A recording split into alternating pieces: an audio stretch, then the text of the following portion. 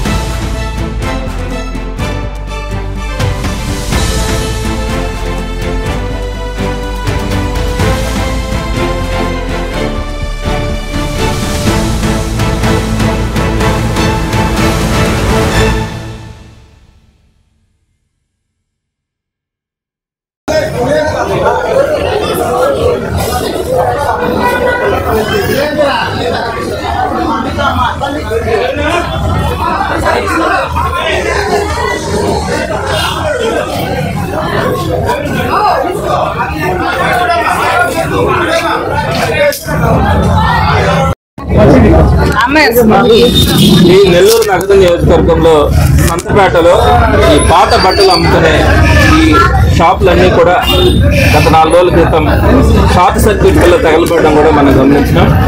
ఇది స్టేట్ అంతా కూడా చూసింది. అంటే వీళ్ళంతా కూడా అత్యంత నిరుపేద వర్గానికి చెందిన వాళ్ళు. ఏ పూటకు ఆ పూట సుమారుగా రోజుకు ఒక 200-300 రూపాయలు కనుక మిగిలితే వాళ్ళకి అది జీవనోపాధికి సరిపోయేటువంటి పరిస్థితుల్లో వీళ్ళందరూ కూడా ఈ పాత బట్టలు అమ్ముకుంటా ఉన్నారు. కష్టపడి జీవించే వాళ్ళు నమ్మకంగా ఎక్కడా కూడా మోసం చేయకుండా 2 రూపాయలు మిగిలితే చాలనుకుని ఆ కష్టపడే తత్వంతో ఈ షాపులన్నీ కూడా నిర్వహించుకుంటా ఉన్నారు. మరి ఇలాంటి పరిస్థితుల్లో సుమారుగా 30 షాపులు ఇక్కడ ఉన్నాయి. వాటిలో 8 షాపులు అయితే పూర్తిగా దగ్ధమైనాయి. మిగతా 30లో ఆ 8 షాపులు పోతే 22 షాపులు అన్నీ కూడా పార్షియల్గా అన్నీ కూడా దెబ్బతిన్నాయి. ఎటువంటి పరిస్థితుల్లో ఇంకొక నెల నుంచి 2 నెలల పాటు వాళ్ళ వ్యాపారం కూడా సరిగా చేసుకునే పరిస్థితి కూడా కనిపించట్లా. అక్కడ ఉన్నటువంటి మెటీరియల్ కనుక చూస్తే ఒక్కటి కూడా పనికొచ్చే పరిస్థితి కనిపించట్లేదు. ఎందుకంటే అవన్నీ కూడా వాళ్ళు పాత బట్టలు కొనుక్కోవడం, మళ్ళీ తిరిగి వాటన్నిటిని కూడా అమ్మడం జరుగుతుంది. మరి ఈ రోజు అవన్నీ కూడా పొగబట్టిపోయి తడిచి ముద్దయిపోయినాయి, స్మెల్ వస్తూ ఉన్నాయి. సో అవి ఎట్లా కూడా వాళ్ళకు ఉన్నటువంటి మెటీరియల్లో ఒక్కటి కూడా తిరిగి అమ్ముకునే పరిస్థితి ఈరోజు కనిపించట్లా. మరి వారందరూ కూడా ఈరోజు అత్యంత పేదవాళ్ళు కాబట్టి అటువంటి వాళ్ళని ఎంకరేజ్ చేయడం, అటువంటి వాళ్ళకు భరోసా కల్పించడం ప్రభుత్వ బాధ్యత. మరి ఈరోజు ప్రభుత్వం ఇది జరిగి సుమారుగా 4 రోజుల క్రితం ఈ ఇన్సిడెంట్ జరిగితే ఈ రోజు దాకా కూడా ఎవరో వచ్చి వాళ్ళకి మాటలు చెప్తా ఉన్నారే కానీ వారి పరిస్థితి ఏంటి? కనీసం ఈ రోజు వాళ్ళకి పూట గడవాలన్నా కూడా గడిచే పరిస్థితి కూడా లేదు. అటువంటి వాళ్ళకు అండగా నిలబడకపోతే ప్రభుత్వం, మరి ఈ ప్రభుత్వం ఎందుకున్నట్లు? ఇటీవల చూసిన ఆత్మకూరు దగ్గర అత్యంత దారుణంగా 7 మంది ఒక యాక్సిడెంట్ లో చనిపోయినారు. ఆ ఇన్సిడెంట్ ఇంకా ఎవరు కూడా మర్చిపోలే. అందులో కూడా నెల్లూరు నగర నియోజకవర్గానికి సంబంధించిన వాళ్ళకు కూడా ఈ రోజు దాకా ఎక్కడ కూడా వాళ్ళకి డబ్బులు ఇచ్చిన పరిస్థితి, ఆర్థికంగా వాళ్ళకి చేయూతనిచ్చినటువంటి పరిస్థితి కనిపించట్లా. అదే వైఎస్ఆర్సీపీ ప్రభుత్వంలో కనుక మీరు తీసుకుంటే జగన్మోహన్ రెడ్డి గారు ఏ ఇన్సిడెంట్ జరిగినా కూడా స్పాట్ లో ఆర్థిక సహాయం చేస్తారు. వాళ్ళకు అండగా నిలబడేటట్టుగా ఇంచుమించుగా వైజాగ్ లో జరిగిన ఇన్సిడెంట్ లో కనుకైతే ఒక్కొక్క బాధితుడికి ₹1,00,00,000 సహాయం స్పాట్ లో చేసినటువంటి పరిస్థితి మనం చూస్తున్నాం.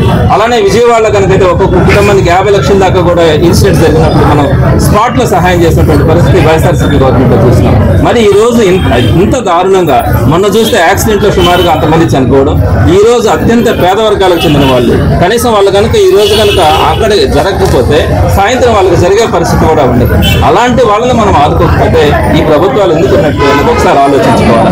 మరి నామకే వాస్తవులందరికీ కూడా ఏదో కొంత ఆర్థిక సాయం చేస్తామని నోటి మాటగా చెప్పిపోయారంట. ఇటువంటి నోటి మాటలు చెప్పినటువంటి పరిస్థితులు చాలా చూస్తా ఉన్నాం. కానీ వారికి ఇమ్మీడియట్ గా స్పాట్ లో ఇవ్వగలిగి వారికి అండగా నిలబడాల్సిన పరిస్థితులు ఈ విధంగా ఒక మాట చెప్పి వెళ్ళిపోతే ఈ రోజు రేపటి పరిస్థితి వాళ్ళది ఏ విధంగా ఉంటుంది అనేది ఒకసారి ఆలోచించుకోవాలి. తప్పకుండా గవర్నమెంట్ కూడా డిమాండ్ చేస్తా ఉన్నాం. అలానే కలెక్టర్ గారిని కలిసి కూడా నేను కూడా ఒక లెటర్ కూడా రాస్తాను. ఎవరైతే బాధ్యతలు ఉన్నారో వారందరి పేర్లు తీసుకొని వారికి ఇమీడియట్ గా తక్షణ సాయం అందించాలని, ప్రభుత్వం కూడా ఇటువంటి వాళ్ళకి చేయకపోతే ఇంకెట్లాంటి వాళ్ళకి చేస్తుంది.